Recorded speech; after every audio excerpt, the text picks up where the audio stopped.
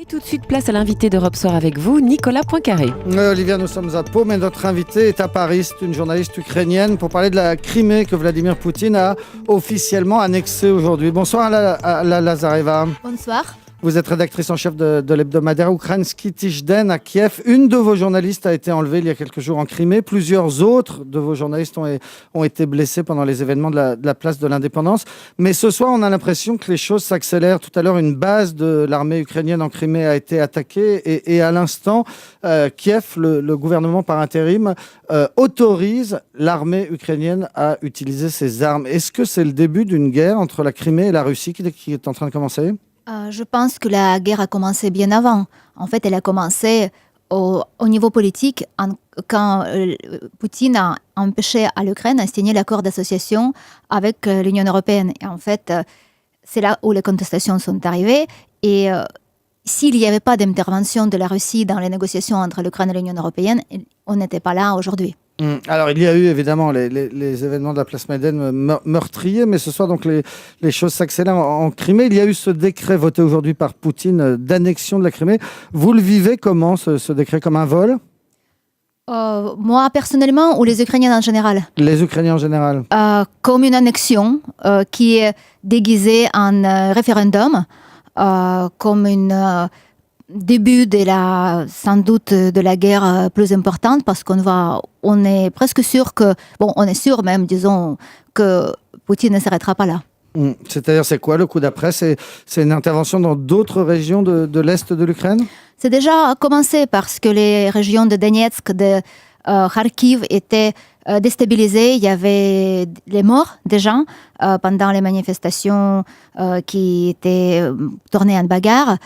Les militaires russes se trouvent aussi sur les territoires des régions de Kherson. Donc, il y a peu de chances que ce sera juste pour la forme. Et au-delà, donc les habitants de Kiev aujourd'hui se préparent à effectivement une guerre ? Mes amis, ma famille disent souvent on attend cette nuit que la ville sera agressée. Après, la nuit passe et heureusement, la nuit était calme. Mais les sentiments sont ainsi. Et les réactions occidentales, est-ce qu'elles vous semblent à la hauteur ?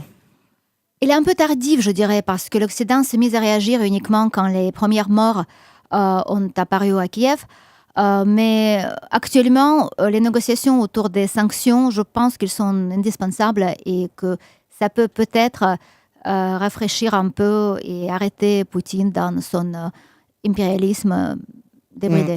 Les sanctions, elles sont surtout économiques. Pour l'instant, le gel des avoirs des oligarques, des proches de Poutine, décidé par les Européens et par les Américains. Vous pensez que ça peut faire reculer Poutine, ça ? Je pense que c'est une humiliation pour lui. Il n'espérait pas même ça parce que depuis plusieurs dizaines d'années, l'Union soviétique, quand elle agressait les autres pays, la Pologne, l'Hongrie, la Tchécoslovaquie, il n'y avait pas de vraies sanctions. Juste après l'Afghanistan, je pense. Mais en gros, je pense qu'il était sûr qu'on va lui dire plein de déclarations désagréables et ça s'arrêtera là. Qui a le plus à perdre de ces sanctions économiques ? Nous, les Européens ou les Russes ? Je pense les Russes parce qu'ils se mettent en isolation et parce que les Européennes, c'est quand même un grand marché. S'ils se mettent ensemble, s'ils organisent mieux leur vie économique et politique, ils peuvent s'en sortir. Par contre, la Russie toute seule, qui vit essentiellement des ventes des matières premières, je pense qu'elle sera en difficulté.